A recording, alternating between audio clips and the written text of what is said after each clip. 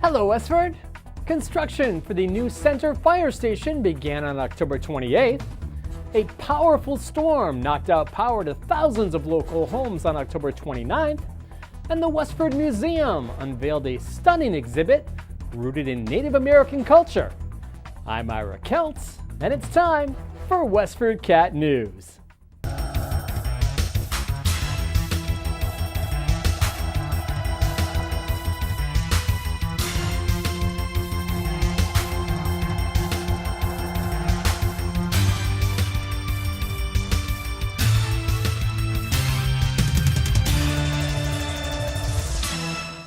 Town officials and volunteers held the groundbreaking ceremony for the new Center Fire Station at Blake's Hill and Boston Roads on October 29th. Here's Tom Mahana, chairman of the Permanent Town Building Committee, with a quick overview of how the building got approved. Just a little brief history here. Our committee began working with the fire department on this project almost 4 years ago. We went through 3 town meetings, 1 debt exclusion vote before this Boston Road location, and the $12.8 million in funds were for the design and the construction of this facility were approved in March of 2015. We're very excited to be standing here today to celebrate the progress that has been made to date. The new fire station that's being constructed here today will replace the existing undersized and outdated Center Fire Station that's been serving the fire department in the town of Westford since 1974. Next week, we'll actually begin kicking off the planning for the study for the new community building that may replace that existing station. And we're also excited to announce that next week, the new combined dispatch center will be placed into operation in the old police station training room. And here's Fire Chief Joe Targ reflecting on the existing fire station that firefighters outgrew long ago. It's definitely been a long ride with that building. It was cramped in there, so it'll be good to get into a new facility. We're looking forward to it. We think the men and women of this department finally need a new facility, something that they can kind of stretch out in, and have a little bit of room to work and train in. So once again, I just want to thank everybody for coming, and I appreciate everyone's support. Westford CAT will soon bring you news about the new Public Safety Dispatch Center at the town's police station, which is a related construction project that is just about completed. A fast-moving but powerful storm knocked out power overnight to almost 2,500 National Grid customers in Westford on October 29th, prompting school officials to cancel school on both October 30th and 31st and delay Halloween trick-or-treating to Friday, November 3rd. Fallen tree limbs and the potential of downed live wires contributed to the safety concerns. Portions of some streets were temporarily closed off, causing motorists to take detours.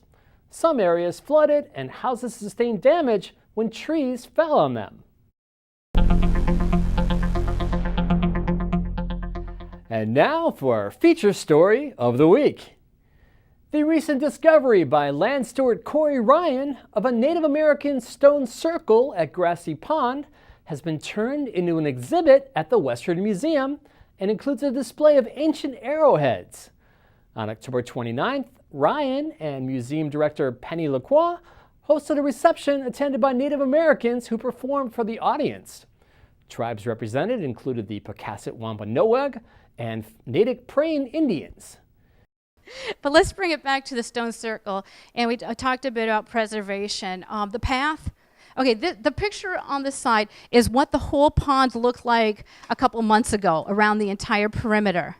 The exception would be this area here, and that's the area that everyone uses to get out to the stones. It's not just us going out to see the stone circle, it's kids going out to throw the rocks around, it's people going out to hang out on the rocks, it's people to take pictures of their dogs on the rocks. That's a popular thing to do out in Grassy Pond, and that's all fun. But what happened is all these seeds kind of got crushed, and they didn't grow in this area the way they did in all of the others. And so we do have an impact on these areas when we do this.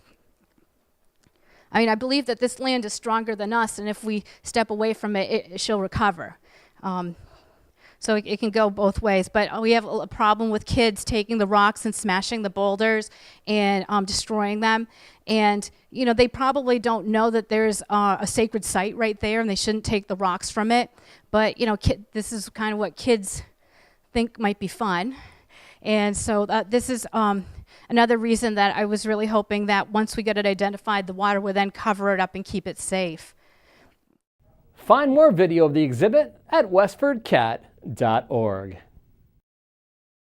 Westford CAT is celebrating its 100th newscast. We began this show on September 18th, 2014 with a crew of just 4 people. We now have a crew of 6 and we've come a long way from our twice-monthly program. Today we do a weekly show with current news that always features decisions by selectmen and the school committee. We also cover major planning board and zoning board of appeals developments. And when controversial issues are brewing or a serious public safety event occurs, Westford CAT strives to bring you up-to-the-minute coverage. So thanks for watching, Westford, and feel free to give us your feedback and comments on our Westford CAT News Facebook page or email News Director Joyce Polino Crane at jcrane@westfordcat.org. Here's news from Town Hall. Good afternoon. Today is November 1st, 2017. My name is Eric Heidemann. I'm Westford's Assistant Town Manager, and this is your bi-weekly Town Manager Office Update. First of all, I just want to announce that due to the recent storms, the town has postponed trick-or-treating until Friday, November 3rd from 6 to 8 p.m. This is following the suit of many of the surrounding towns as well. Also on that, with the power updates, we're working closely with National Grid and still trying to restore power to all the residents in our community. We urge you, if you haven't already, make sure you connect with National Grid to report your outage so they can get the restoration efforts completed in as timely fashion as possible. Next, on November 8th, we will be having the League of Women Voters, an introductory program on municipal finance. This is going to be held at 7:30 at the Millennium School. So if anyone's interested in learning about our municipal budget, we urge you to attend. This will also be filmed by WCAT, so this will be on your local TV as well. And last but not least, upcoming on November 11th, which is a Saturday, we'll be having the Veterans Day ceremony at 11 a.m., which will be held on the town common. So please feel free to join us for that event. That's it for this week. Thank you very much. Rekha Sharma brings you a health tip this week on remedies for headaches. Hi everyone, I'm Rekha Sharma, your Ayurveda practitioner, back with the new health tip for Westford CAT News. Today I'm going to talk about headaches. Headaches can be due to various reasons. In changing weather, the most common cause is the sinusitis or cold-related headaches. Drinking cinnamon tea in this provides great relief. Headaches can also occur due to excessive heat. In this case, drinking cumin coriander tea reduces headaches.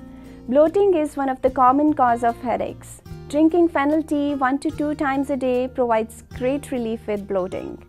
Headaches can also occur due to indigestion or heavy foods. Drinking mint tea provides a great relief in such kind of headaches. Stay hydrated, drink less caffeine and more tea for balancing your doshas. If you have any allergies, please contact your PCP before consuming. I'll be back with a new health tip. Bye for now. What does Mother Nature have in store for us this coming week? Here's Joe Seppi with the weather forecast. Hello, Westford! This is Joe Seppi with the weather forecast for this weekend, the week of November 6th. I am going to be covered from last week's rain and windstorms.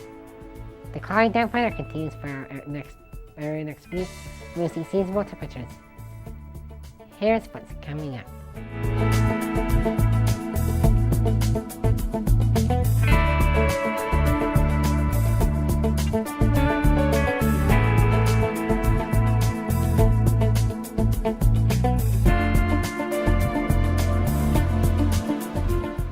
the Westford weather.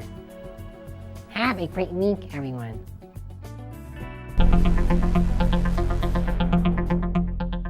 Dozer, a 7-year-old Terrier Pit Bull mix, is available for adoption at the Lowell Humane Society.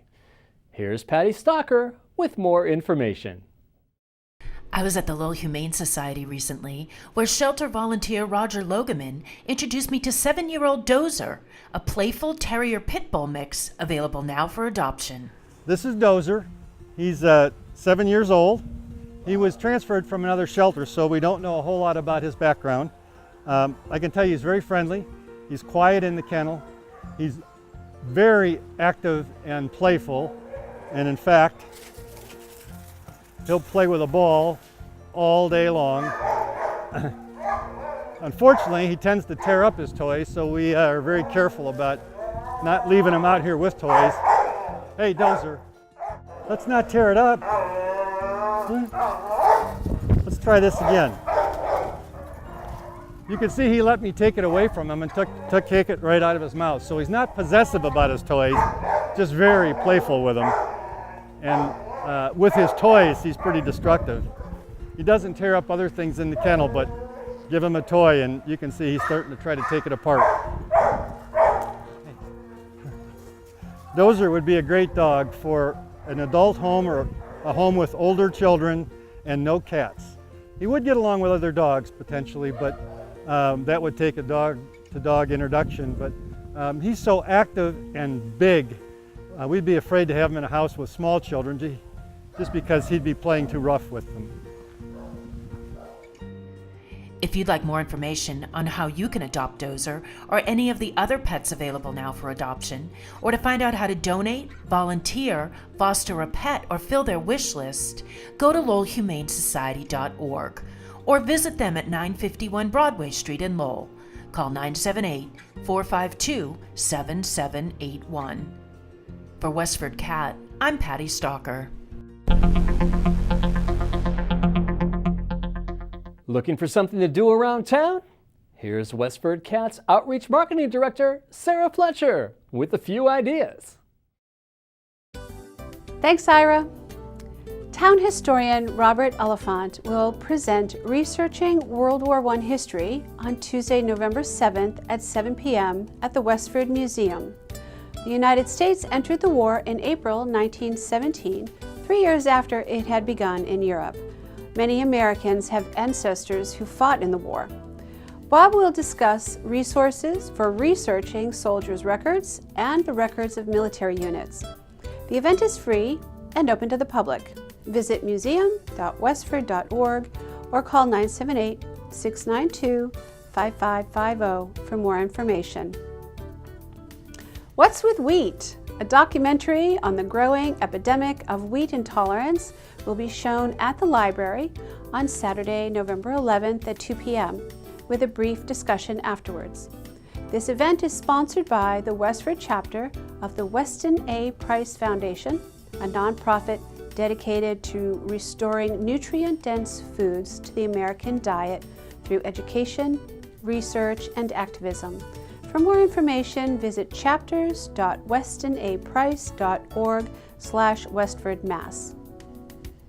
Clue the Musical will be performed by the Neshoba Players at the Parish Center for the Arts on November 10th and 11th at 8 p.m. Help solve the mystery of who killed Mr. Body, in what room, and with what weapon. Doors open at 7:30 p.m. for the cabaret-style seating. Purchase tickets in advance at neshobaplayers.org for $23.50 each or at the door for $25 per person. Students and seniors will be charged $22 per person. For more information, visit neshobaplayers.org. I'm Sarah Fletcher for Westford CAT News. Back to you, Ira. And that's it for now, Westford. Don't forget to subscribe to our daily news publication at westfordcatnews.org/newsletter. There's no charge, and it's filled with Westford news. We leave you now with images from the Farmers Market Halloween Dance Jam and Party. We'll see you next week.